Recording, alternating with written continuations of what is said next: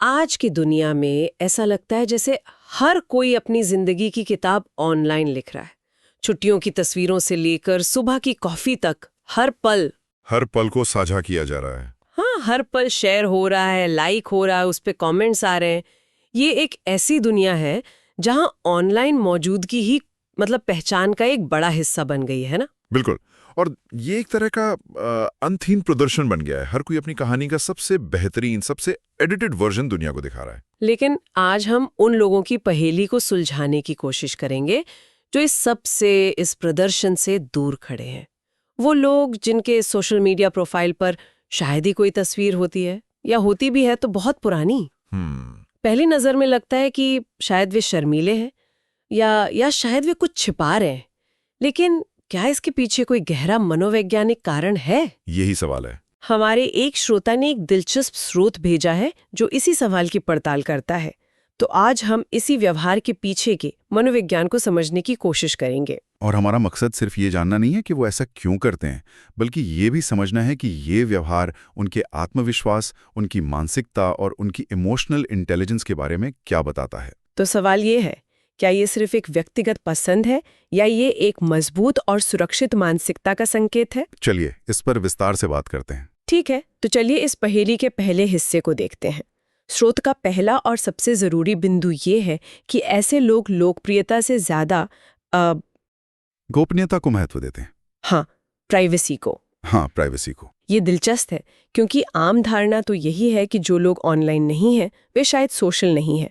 लेकिन स्रोत कहता है कि ऐसा बिल्कुल नहीं है। ये एक बहुत महत्वपूर्ण अंतर है जिसे समझना जरूरी है। वो असामाजिक मतलब एंटी सोशल नहीं होते, बल्कि वो अपने मानसिक दायरे, अपने मेंटल स्पेस की रक्षा करते हैं। मेंटल स्पेस की रक्षा करते हैं? हाँ, वो इस बात पे पूरा नियंत्रण रखना पसंद करते हैं कि दूसरे उनके बारे में क्या देखते हैं, क्या जानते हैं और क्या सोचते हैं। मनोविज्ञान की भाषा में इसे हाई प्राइवेसी ओरिएंटेशन कहते हैं। High privacy orientation. जी, वो अपनी जिंदगी की कहानी को अपने हिसाब से जीना चाहते हैं, न कि दुनिया के मंच पर दूसरों की तालियों के लिए। लेकिन इसमें खतरा नहीं है आज की दुनिया में, जहां अगर ये ऑनलाइन नहीं है तो ये हुआ ही नहीं वाला माहौल है? क्या ऐसे लोग पीछे नहीं रह जाते? क्या उन्हें अलग थलग या मतलब बोरिंग नहीं समझा जाता? ये एक बहुत ही जायज़ सवाल है। और हाँ, समाज उन्हें ऐसा समझ सकता है, लेकिन दिलचस्प बात यह है कि उन्हें इससे फर्क नहीं पड़ता। अच्छा? उनकी खुशी और सेल्फ वर्थ इस बात पर निर्भर नहीं करता कि दूसरे उनके बारे में क्या सोचते हैं। जहां ज्यादातर लोग लाइक्स, कमेंट्स और शेयर्स के जरिए बाहरी मान्यता मतलब एक्सटर्नल वैलिडेशन खोजते हैं, वहीं ये लोग आत्म मान्यता यानी सेल्फ वैलिडेशन पर भरोसा करते हैं। उन्हें अपनी जिंदगी में हो रही अच्छी चीजों के लिए किसी और की मोहर की जरूरत नहीं होती। वो उस पल को जीने में विश्वास रखते हैं, ना कि उसे दिखाने में। ये आत्ममान्यता वाली बात बहुत दिलचस्प है। इसका मतलब तो ये हुआ कि इन लोगों को खुद के बारे में बहुत गहरी समझ होगी। बिल्कुल। क्योंकि अगर आपको बाहरी दुनिया से लगातार पूछने की जरूरत नहीं है कि मैं कैसा लग रहा हूँ या क्या मेरा जीवन काफी रोमांचक है, तो इसका मतलब है कि आपको जवाब पहले से पता है। क्या स्रोत इस बारे में कुछ कहता है? आपने बिल्कुल सही पकड़ा। ये हमें सीधे दूसरे बिंदु पर ले जाता है, जो है एक मजबूत आत्म जागरूकता। ओके। स्रोत में सेल्फ कॉन्सेप्ट क्लैरिटी पर हुए एक शोध का जिक्र है। सेल्फ कॉन्सेप्ट क्लैरिटी, इसका आम भाषा में क्या मतलब हुआ? इसका सीधा सा मतलब है कि इन लोगों के मन में अपनी पहचान को लेकर कोई भ्रम, कोई कंफ्यूजन नहीं होता। वो अपने मूल्यों को जानते हैं, अपने सिद्धांतों को समझते हैं और ये भी जानते हैं कि उनके लिए असल में क्या मायने रखता है। तो क्या ये लोग कभी डाउट नहीं करते या ये बस सोशल मीडिया के ट्रेंड से प्रभावित नहीं होते? क्योंकि आज के ज़माने में तो हर कोई दूसरों को देखकर ही अपनी ज़िंदगी के फैसले ले रहा है। सही बात है। चाहे वो छुट्टियों की जगह हो या करियर का चुनाव। देखिए, संदेह तो मानवीय स्वभाव है, तो वे भी करते होंगे। लेकिन उनकी सेल्फ कॉन्सेप्ट क्लैरिटी एक लंगर की तरह, एक एंकर की तरह काम करती है। अच्छा। सोचिए, किसी को पता है कि उसे सादगी और शांति पसंद है। वो इंस्टाग्राम पर हजारों लोगों को दुबई के महंगे होटलों में छुट्टियां मनाते देखेगा, लेकिन उसे अपने लिए पहाड़ों में एक शांत छुट्टी ही बेहतर लगेगी। उसे फोमो नहीं होगा। बिल्कुल, उसे FOMO यानी फियर ऑफ मिसिंग आउट महसूस नहीं होगा, क्योंकि उसे पता है कि वो क्या मिस कर रहा है और वो चीज़ उसके लिए बनी ही नहीं है। ये आत्म जागरूकता उन्हें एक तरह की मानसिक आज़ादी देती है, जो आज के डिजिटल युग में बहुत बहुत दुर्लभ है। ये तो एक तरह की मानसिक आजादी हुई। अगर कोई बाहरी ट्रेंड से इतना अप्रभावित है तो मैं मान सकती हूँ कि वो भावनात्मक रूप से भी बहुत मजबूत होगा। हाँ, बिल्कुल। क्या इन दोनों बातों के बीच कोई सीधा संबंध है? बिल्कुल। ये एक स्वाभाविक प्रगति है। जब आप खुद को जानते हैं और बाहरी मान्यता पर निर्भर नहीं हैं, तो आप भावनात्मक रूप से ज्यादा सुरक्षित महसूस करते हैं। स्रोत में इसके लिए सिक्योर सेल्फ एस्टीम शब्द का इस्तेमाल हुआ है। Secure self esteem. जी, ये उस तरह का आत्मविश्वास नहीं है जिसे हर रोज तारीफ और ध्यान की जरूरत हो। तो ये उस आत्मविश्वास से कैसे अलग है जो हम आमतौर पर देखते हैं? मतलब जो लोग बहुत ज्यादा पोस्ट करते हैं वे भी तो आत्मविश्वासी दिखते हैं। ये एक बहुत बड़ा फर्क है। कई बार हम जिसे आत्मविश्वास समझते हैं वो असल में अहंकार या कहिए दिखावटी आत्मविश्वास होता है। दिखावटी आत्मविश्वास। हाँ, परफॉर्मेटिव कॉन्फिडेंस। ये एक ऐसा आत्मविश्वास है जो बहुत नाजुक होता है और जिसे जीवित रहने के लिए लगातार दूसरों की तारीफ चाहिए होती है। लेकिन सिक्योर सेल्फ एस्टीम शांत और स्थिर होता है।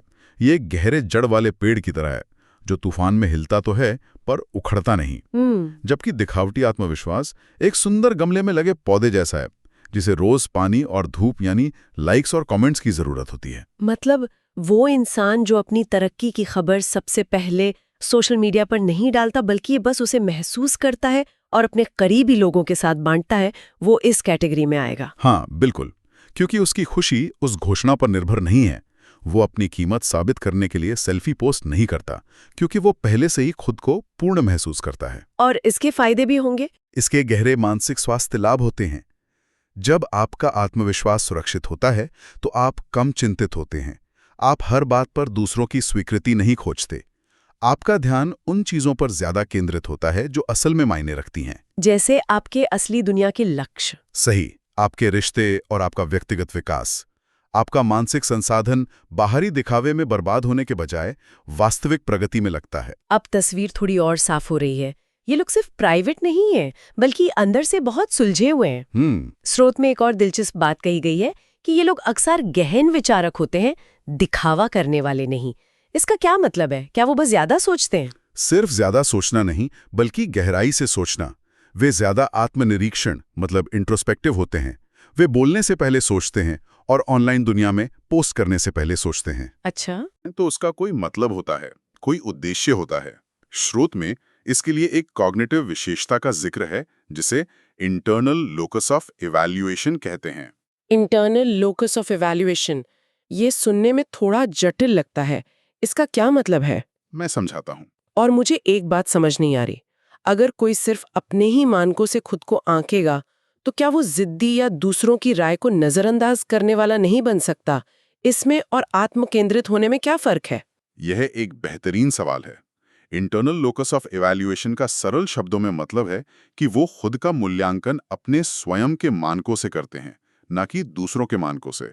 उनका जजमेंट का केंद्र उनके अंदर होता है, बाहर नहीं। अच्छा, लेकिन इसका मतलब ये नहीं है कि वे दूसरों की राय सुनते ही नहीं हैं। फर्क ये है कि वे उस राय पर निर्भर नहीं होते।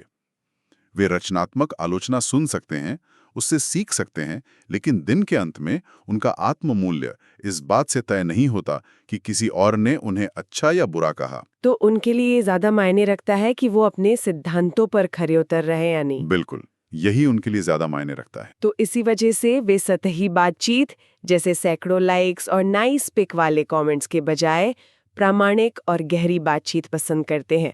उनका ध्यान क्वालिटी पर होता है, क्वांटिटी पर नहीं। बिल्कुल, वे जानकारी और अनुभवों को गहराई से प्रोसेस करते हैं। वे दुनिया को सिर्फ सतह पर नहीं देखते बल्कि उसके पीछे के पैटर्न्स और मतलब को समझने की कोशिश करते हैं।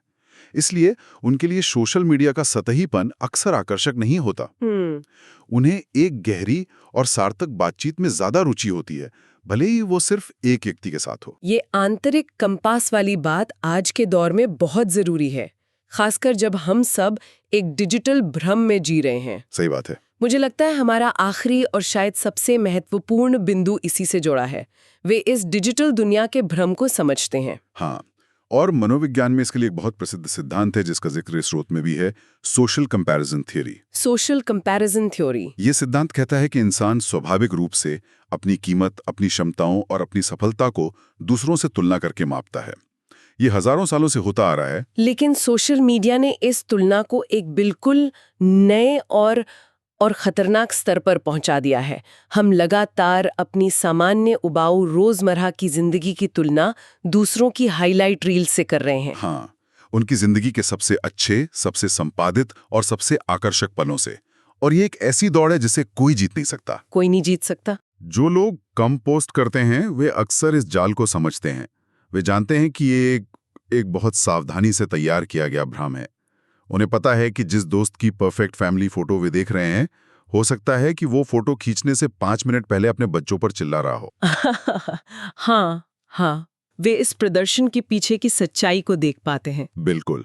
तो क्या ये लोग सोशल मीडिया से नफरत करते हैं या बस वो उसके खेल के नियम जानते हैं और खेलना नहीं चाहते? ज्यादातर मामलों में वे नफरत नहीं करते, वे बस इसके खेल को समझते हैं। ऑनलाइन कम सक्रिय रहकर वे सचेत रूप से खुद को उस अंतहीन तुलना के चक्र से बचाते हैं।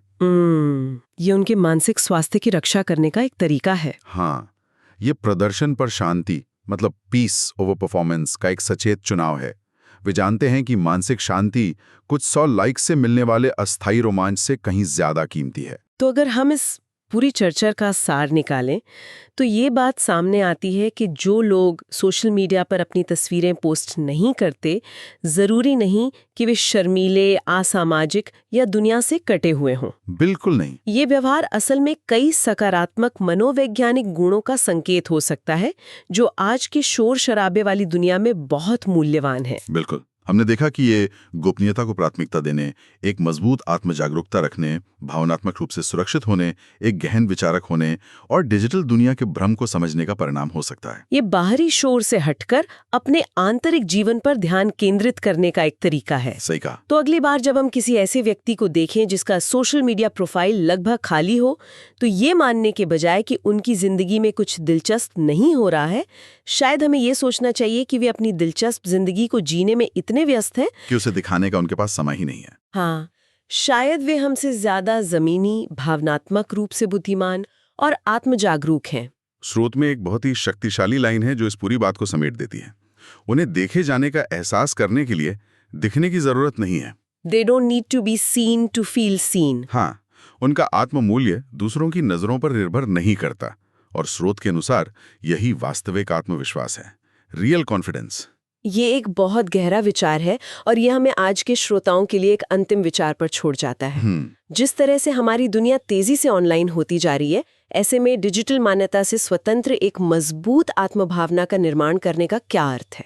तो सवाल ये नहीं है कि हमें पोस्ट करना चाहिए या नहीं, सवाल ये है कि हम अपनी ऑनलाइन पहचान को अपनी असली पहचान पर हावी होने से कैसे रोक सकते हैं, और क्या हम भी अपनी जिंदगी में प्रदर्शन से ज्यादा शांति को चुन सकते हैं, भले ही हम कितना भी पोस्ट करते हों।